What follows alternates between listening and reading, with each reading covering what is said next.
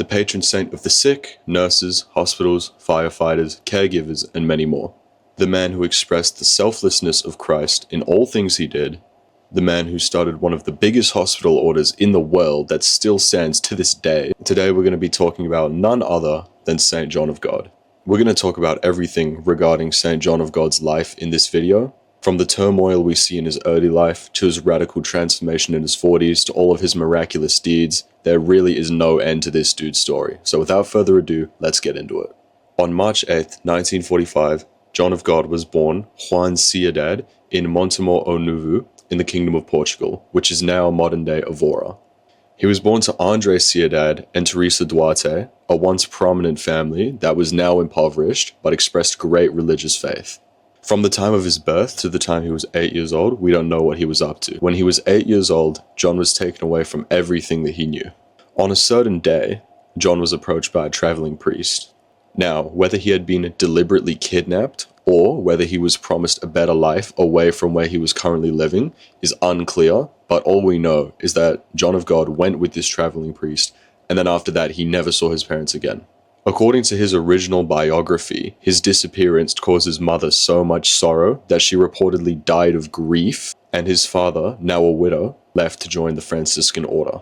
At 8 years old, John had found himself to be a homeless orphan in Oropesa, Spain, which was a foreign city. Here, he had no one to care for him, he didn't have any way to make money, he didn't have any way to buy food, and he had to be content with what little shelter and food he could find day to day.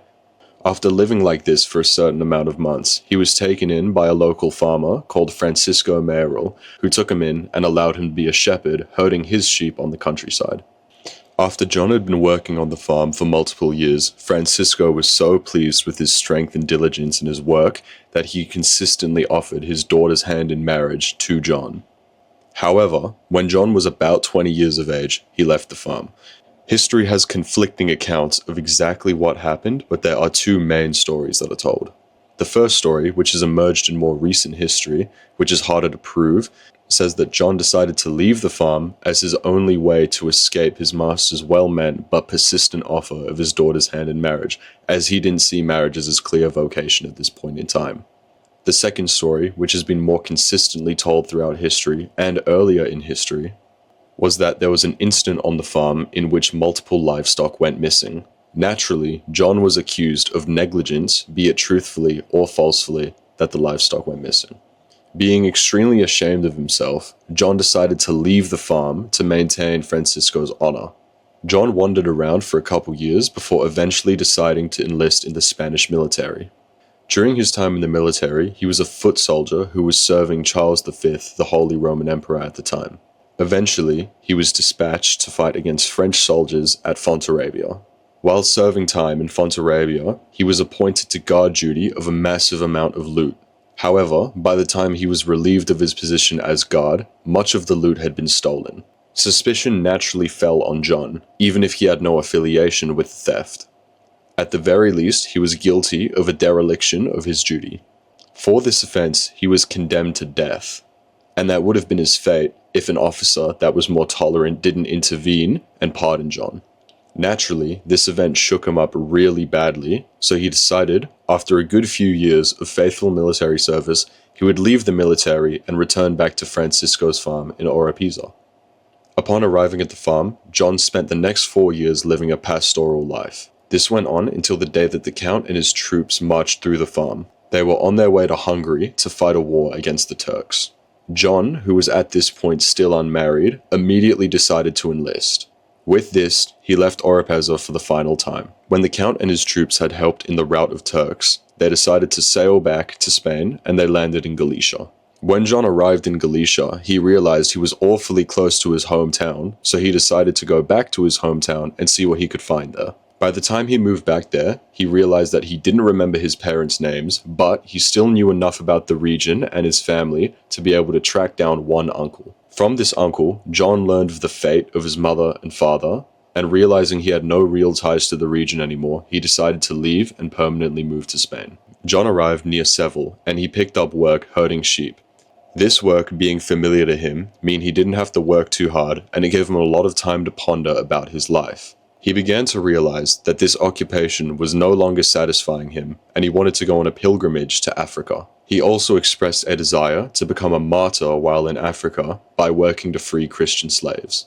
He set out for a Portuguese territory by the name of Serra, which was on the northern coast of Africa. On his way there, he befriended a Portuguese knight who was also on his way to the same region of Africa. This knight was traveling with his wife and daughters because, for some unknown crime, the knight and his whole family had been exiled from the Kingdom of Portugal. When John and the knight arrived in Portugal, they discovered that the knight's home had been raided of the little possessions that they managed to take with them. This left them completely broke, and on top of that, all of them immediately got violently ill. Having no one else to help him, the knight immediately appealed to John and begged him for his help with the situation. I like to believe that this was probably the first crack in the identity of Juan that turned him into John of God. John promised that he would care for the family until they were well again. He was going to make them meals, he was going to look after them, he was going to tend to their wounds, whatever they needed, he was going to do it. John picked up a local job in this colony so that he could get money to afford food to feed the knight's family, even though at this time poor citizens were treated very harshly by the colony's leaders. But he didn't care. He wanted to help his friend and his friend's family, and he was going to stop at nothing to do so. During this time, one of John's close friends and co-workers repeatedly fled to a nearby Muslim city to escape from the corruption that was going on in the colony that they were situated at currently. However, upon moving to the Muslim city, he converted to Islam. Upon John hearing that one of his close friends had strayed away from the Christian faith, John was deeply unsettled. At this time, John was feeling extremely spiritually lost, so his way to compensate that was to join a Franciscan friary that was operating within the colony. It is at this Franciscan friary that he was advised that being in Africa wasn't doing a lot for his spiritual growth, and that he should leave and return back to mainland Spain because that's where God wanted him to be. He decided to do this, and then he landed in the region of Gibraltar. He began to wander around the region of Andalusia, trying to see what God had for him in Spain. Now this is where we start to see a big switch from Juan Ciudad to John of God.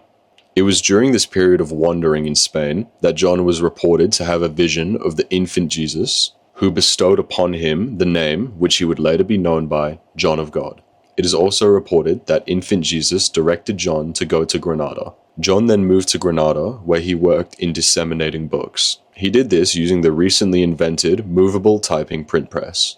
He did this because he wanted to provide people with works of religious texts and chivalry. It is also worth noting that he was selling these books that he was disseminating for little to no profit margin because he wanted these books to get out to everybody and he wanted them to be extremely affordable. On January 20th of 1537, on the feast day of Saint Sebastian, John experienced a major religious conversion. He was listening to a sermon by John of Avila. John of Avila was a leading preacher of the time and was soon to become John of God's spiritual director. John of Avila would encourage John of God to pursue his mission of serving the poor. Aged 42, John of God had what the public perceived to be an extreme mental breakdown, where he was so moved by the sermon given by John of Avila that he went into the middle of the town square and started beating on his chest like a gorilla and pleading and begging for mercy wildly for the past life that he had lived. Because of this spectacle, he was taken to the Royal Hospital of Granada and he was incarcerated in a section for the mentally ill. Being incarcerated in the mentally ill section of this hospital, he received the treatment that mentally ill patients would receive at the time. This included flogging, starvation, chaining, segregation, and much, much more. During his time in the mental hospital, John of God was visited by John of Avila, his spiritual director. John of Avila encouraged him to stop dwelling on his own personal hardships and to start tending to the personal needs of others. John of Avila then convinced the wardens of the hospital that John of God was not a mentally ill patient, but rather having a misdirected religious outburst. This resulted in John of God getting let out of the mental hospital, where he met again with John of Avila. After leaving the hospital, John of God started feeling his calling towards serving the sick and the poor, but he didn't have a plan to put it into action at this point. Around this time, John of God made a pilgrimage to the shrine of Our Lady of Guadalupe in Extremadura. During his pilgrimage, it is said that he experienced a vision of the Virgin Mary encouraging him to pursue his work of serving the poor and the sick. When John returned from his pilgrimage, he decided to start putting his vocation into action. Unfortunately, at this time, people still thought that John was mentally ill, so the amount of help he received was pretty much nothing because of the stigma attached to mental illness at the time. John's first act of following his vocation was renting out a house that he was going to use to hospitalize sick people. The only problem with this was that John at this time had no money. So what does he do? Well, he begs in the streets day, night, all day, every day for multiple months on end to get as much money as he can. After months of tirelessly begging, John starts making real strides towards his vocation. This includes him renting out a house, buying all the furniture for the house, buying medical supplies of the time, and turning this little rental house into a makeshift hospital. After John fully furnished and built his makeshift hospital, his next mission was to get as many sick people from around the city of Granada as he could into his hospital. So now, his new mission, day and night, all day, every day, was to go around the city, find as many sick people as he could, and direct them back to his hospital. When John had a sizable amount of people in the hospital, his schedule switched to this. Days, he would be nursing his sick people back to health, spending all day, every day, in the hospital with the people, nursing them up. And by night, John would go out into the city, find as many sick people as he could, and bring them back to the hospital. It is reported at this time that if John found sick people that couldn't walk or couldn't bring themselves to the hospital, he would literally pick them up, prop them up on his shoulders, and then walk with them miles and miles throughout the city just to get them to his hospital. If that isn't living for Christ, then I do not know what is. It's also reported that during this time, when he would have to carry sick people to the hospital, there were people seeing the Archangel Raphael helping him lift these people and walk with them. But we'll touch more on that later. For the majority of John's early years running his own hospital, he was alone. By night, he was finding medical supplies, furniture, begging, and finding sick people, and by day, he was attending to his already housed patients. After a few years of doing it like this, he eventually started to receive compensation and cooperation from the local churches and bishops that gave him financial compensation for what he was doing. It's also worth noting that at this time, if John saw a beggar, he would trade coats with the beggar so that the beggar would have a much more valuable coat, no matter what coat the beggar was going to offer him. To put a stop to this, the church had to make him his own religious habit so that he would stop giving it away to every beggar he saw. His habit became the religious garment of choice by him and all his followers, and the Bishop of Tui imposed on him the legal name of John of God, the same name that was given to him by the infant Jesus. It's also important to understand exactly the type of care John was giving to the patients at his hospital. Because John spent time locked away in a mental hospital, he knew exactly the harsh treatment that patients inside of these hospitals were getting, and because of this, he was able to devise revolutionary methods of taking care of patients. The current system of healthcare at this time would involve hitting, starving, isolating, and dehumanizing patients. But John, in the pursuit of Christ's heart, understood this to be unfair treatment and extremely dehumanizing for the patients. John's method of nursing people back to health would be to sit with them, to segregate people based on their diseases, to change bandages, to clean wounds, to feed them nutritious meals, and to give them humanity and dignity. At this time, these methods of healthcare were completely unseen, and people called his hospital supernatural for the kind treatment that he was giving his patients. This method of nurturing patients had never been seen before, and this practice revolutionized modern healthcare as we know it. Now that we know about John's early life and the first steps he took to answering his vocation, let's talk about the things that he did that truly made him a saint. The first story we're going to talk about, and the most famous story surrounding St. John of God, is the fire of the Royal Hospital of Granada. The story goes like this. In 1549, the Royal Hospital of Granada spontaneously caught fire. Given that buildings at this time were made out of extremely flammable materials, this was a life or death situation for anyone in and around the hospital. As the fire raged through the building, staff and bystanders fled, knowing that many of the sick couldn't walk, couldn't move, were probably chained up, and had no way of escaping. However, John ran straight into the burning building. Witness reports say that John entered and exited the building multiple times, each time coming in and out completely unscathed and unburnt. On these runs into the burning building, he would untie patients and then prop them up on his back to which he would muscle them out of the front doors. He would be running out with up to 2 people on his back or in his hands, making sure that they got to safety. When he had rescued all the people he could rescue, he didn't stop coming in and out of the burning building. What he did now was go in and then take furniture, beds, and medical supplies so that the people that he pulled out of the hospital wouldn't be stranded with no medical care, and so that they would have enough supplies to set up a prop-up hospital and that they could be continued to be nursed. And then after all of this, John just leaves the scene, and then when he's questioned about it later, he says, "It was not me, it was God." If that isn't just a summary of St. John of God's life and the humility and charity that he embodies, then I don't know what to tell you. The second miracle surrounding St. John of God that we're going to talk about is the multiplying of alms. As John continued to do his work in Granada of nursing the sick and helping the poor, he had one consistent problem. There was never enough to go around for everybody. The number of people in his care increased every single day, yet the amount of donations or the amount of supplies that they had could never increase at the same rate that the patient uptake was. Not to mention that at this time, John also had no stable income source, relying purely on the donations and kindness of others. On multiple occasions, it's reported that after a day's worth of begging and foraging, John would come back to one of his hospitals and he would clearly not have enough supplies to give to everybody. Some days he would arrive and he would have a tiny basket of bread or a very moderate amount of food. It would be clearly not enough to feed everybody that was in his care. The volunteers that worked with John at this time started urging him to turn people away because it was clear that they didn't have enough supplies to feed everybody, and soon the hospital would collapse because very few people were receiving fair treatment. However, John refused to turn people away. When he would return with a tiny amount of food, he wouldn't be worried. He would distribute the food and the supplies among all of the sick, calmly and peacefully, almost as if he knew that no matter how much he had, it would be enough for everybody. According to the accounts, everybody ate, everybody was cared for, everybody had blankets. No matter how much John could turn up with for the day, everybody got their fair share. The supplies weren't visibly increasing in quantity, yet somehow everybody received them. In some tellings of these stories, people even claimed that food remained afterwards. And again, when people questioned John about how he had so much food, how he was coming back with so little supplies but able to provide for everybody, able to keep uptaking patients, John had one answer: God provides. Though the multiplying of supplies is an extraordinary miracle, it's honestly not the takeaway from this story. The most revolutionary part of this story is no matter how little he had, John would always come back with no anxiety, and when supplies would be multiplied, he would not show triumph, he would not be egotistical, he would not be prideful, he would not say that he was some kind of miracle worker.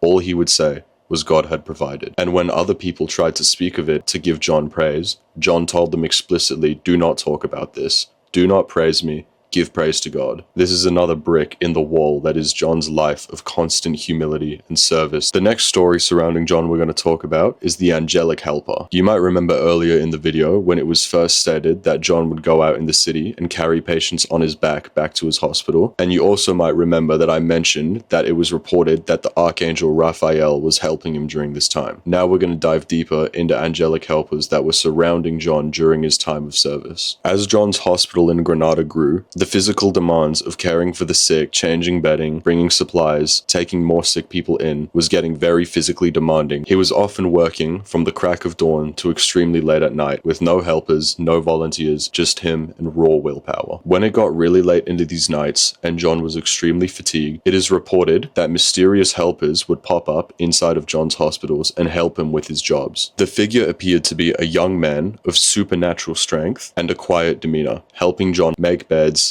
lift patients, and perform tasks that would normally require multiple volunteers. It is reported that the helper did not speak much, did not seek payment, and did not remain long enough to be questioned. Those who witnessed this angelic helper in action claimed that the process of all their hospital duties would go unnaturally smoothly throughout the course of the night while he was there. The fact that he could do multiple people's jobs by himself extremely quickly with supernatural efficiency was a massive help for John and his team. This led to tasks throughout the night being completed much quicker than expected. When people started to question John about this mysterious helper, he denied having paid anyone to help him, and he insisted that he had no money to hire a helper in the first place. At times, he appeared to be genuinely confused when people questioned him about the helper that was with him. As the hospital grew bigger and the manpower increased and John got more volunteers, the angelic helper slowly started to fizzle out and never appear again. And only after the angelic helper never returned again did John start to acknowledge that the angelic angelic helper was there, and reluctantly he eventually admitted that he believed that God had sent him an angel to assist him with his duties. He claimed that sometimes he needed a helper with beyond human strength,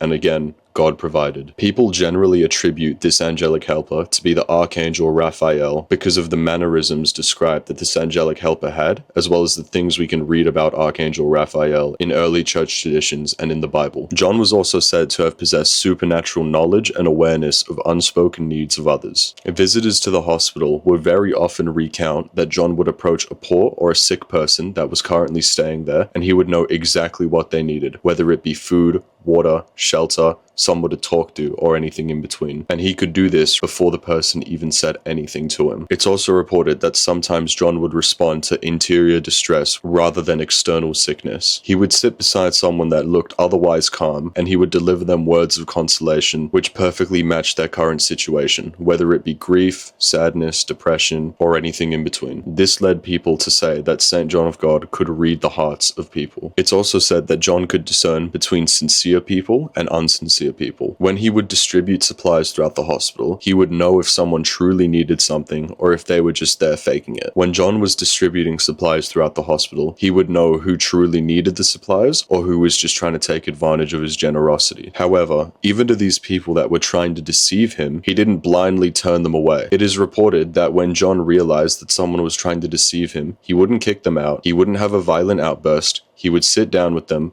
pray with them, and give them spiritual food, as that's probably what they needed at the time. It is also said that John could know a person's sins that were unconfessed. Anybody that had a conversation with John and had unconfessed sins, John would kindly put them on the path of confession and repentance so that they could strengthen their bond with Jesus Christ. It's also very important to note that John never used this ability to exploit anybody. Knowing someone's sins is very personal, and if you expose that, it can be detrimental for that person. But John of God had no interest in that. All John of God ever wanted was to bring people to the kingdom and strengthen their bond with God, as he was trying to strengthen his bond with God as well. This demonstrates the supernatural compassion and caring that John expressed all throughout his life. The final story we're going to talk about surrounding St. John of God is the story of the Genil River. This story occurs still in Granada in February of 1550. After days of heavy rain, the Genil River was swollen and fast moving. One night, while John was tending to his patients, he heard cries throughout the city that a man had fallen into the Genil River. John immediately ran to the scene and saw a man being swept away by a strong current, and in true St. John fashion, without a second thought, he threw himself into the river immediately. Despite the strong currents, John managed to not only swim to the man, grab hold of him, and then swim him back to shore, but upon emerging from the river with the man, soaked, exhausted, and chilled, he made sure that the man got proper medical care before he did. When John knew that the man was now receiving proper care, he decided to start taking care of himself. He returned back to his hospital, changed his clothes, and then continued to serve. Unfortunately, during the following days, he would develop a high fever and lung complications. These symptoms were likely pneumonia or hypothermia. With John now lying in bed, he understood that his end was near, and while he was on his deathbed, suffering in his final days, he treated everybody with kindness, asked for forgiveness for all those he had wronged. He thanked his volunteers, and he urged everybody that worked at the hospital to continue the practice even after he was gone, specifically by caring for the poor and sick with love, peace, patience, and kindness. On the 8th of March, 1550, in Granada, St. John of God received the sacraments, gave one last prayer, and died peacefully in his bed, surrounded by the sick people who he once cared for. This final act is seen as the completion of one's vocation. He dedicated his whole life post-conversion to serving the poor and the sick, and he left his life the same way he lived it. In the river rescue, he literally gave his final remaining strength for someone's lack of strength. His life for someone else's life. This moment in John of God's life is not merely a dramatic death, but a completion of his lifelong vocation, humility, compassion, charity, devotion to Christ. St. John of God was canonized by Pope Alexander VIII on October 16, 1690. Later, he was named the patron saint of hospitals and the sick. His feast day is now celebrated on the 8th of March. A church was built in 1757 to host his remains, and in 1757, his body was moved to that church where his remains still stay to this day, now protected by the Knights of St. John of God. To this day, St. John of God's hospital order still maintains in 53 countries countries, operating more than 300 hospitals, services, and centers serving a range of medical needs, in addition to mental health and psychiatry. The family of St. John of God, as those who commit to his vision are called, it now is comprised of over 45,000 members worldwide, and is supported by tens of thousands of benefactors every day. Now, this is the end of the story of St. John of God, but this certainly isn't the end of his message. When we reflect on the lives of some of our greatest saints, it's important to extract messages from their stories that we can apply to our own life and to our own faith journey. So now I'm going to talk about some of the main takeaways I've had from the story of St. John of God. The first idea, which I believe St. John of God's story effectively conveys, is that a broken beginning does not mean you can't have a holy ending. From leaving home as a child, to enduring various traumas, to being very displaced at different times in his life, to failing at multiple things, to not having a clear vocation, none of this ever disqualified John from sanctity. If anything, it prepared him for it. Being human beings, every single one of us can relate to the concept of a broken beginning, regardless of if you've experienced defined trauma, whether you've had bad experiences throughout growing up, whether you grew up in a penthouse or whether you grew up in the slums. By being human, we're always not going to be perfect. But isn't that the good news? No matter how hard we try, we will never be perfect.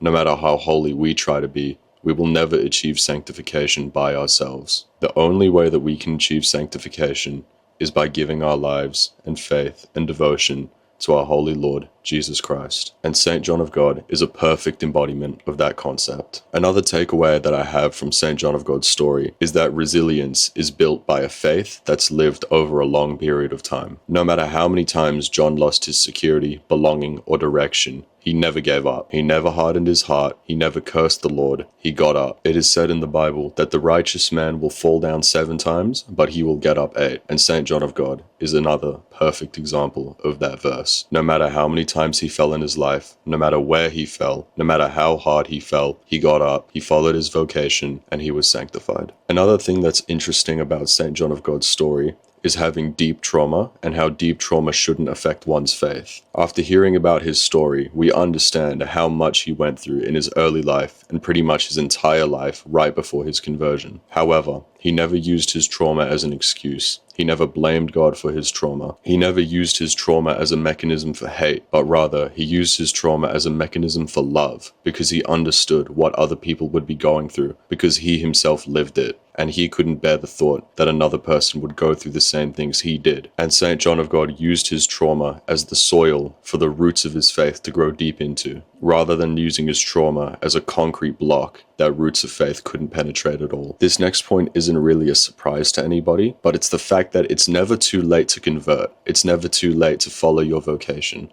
It's never too late to chase Christ wholeheartedly. St. John of God was 42 years old when he followed his vocation, where he had his public conversion. Before this, sure, he was a religious man, trying to do religious works, trying to follow some degree of a vocation to Christ, but he wasn't passionately following his real vocation. He wasn't a devout follower. He wasn't extremely religious. It took him till the age of 42 to get to this point. And I like to bring this up for 2 reasons. The first reason is, if you're an older person watching this video, or if you're watching this video and you have older people in your life who have that knocking on their door, that Jesus Christ wants to come into their life, or if you have a knocking on your heart that you should preach the gospel to somebody around you that's older than you, you shouldn't be discouraged just because of their age. It's easy to say that old people are set in their ways, and if people have gone this long without Jesus, they're never going to accept him. But the thing is, you'll never know unless you try. And who knows, you might be able to do something great as well. The second idea about John's late vocation is that it's never too late to be assigned a vocation and then to follow it. John of God drifted for 42 years before he had a clear vocation, and it can be really hard as a young, middle-aged, or older Christian, not knowing if you're following your vocation, not knowing if you're doing what Christ has planned for your life, not knowing if you're living your life to the fullest extent that Christ would want you to. However,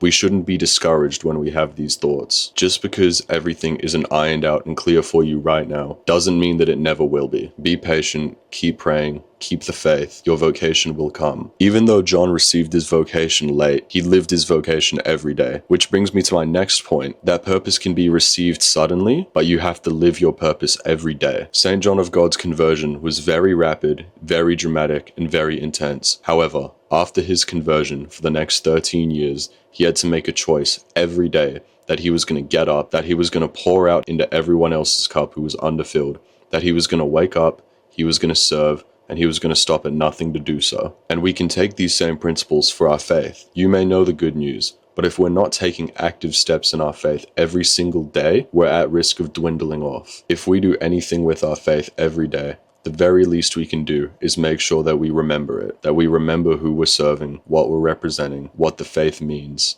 and why we keep it. We must also remember every day that we are representatives of Christ. If you claim to be a Christian, you are representing Christ. And because you have that title, you should be living your Christian vocation every day, even when it's hard. And some days you will mess up. We're human, we're sinners, it happens. But again, the righteous man falls 7 times, but he gets up 8. Every day we should strive to express the fruits of the Spirit to everybody we encounter, just as St. John of God demonstrates through his life. True vocation looks like madness to the world. We can see this in St. John of God's life, and very likely in all of our own lives as well. St. John of God had a very intense religious conversion when he was 42, as we know from his story. His religious conversion was so intense that he had to be locked away in a mental asylum. But once he got out, he dedicated his whole life to serving the sick and the poor. He treated his patients with kindness, dignity, and humanity. People called him supernatural for the way he was treating his patients. All he was doing was living the gospel. And the same can be said about our own experiences. How many times have we tried to live the gospel and then someone looks at us and goes, "What are you doing? Why are you doing that? Why are you living for Christ? Why do you worship Jesus?" And that's because at the end of the day,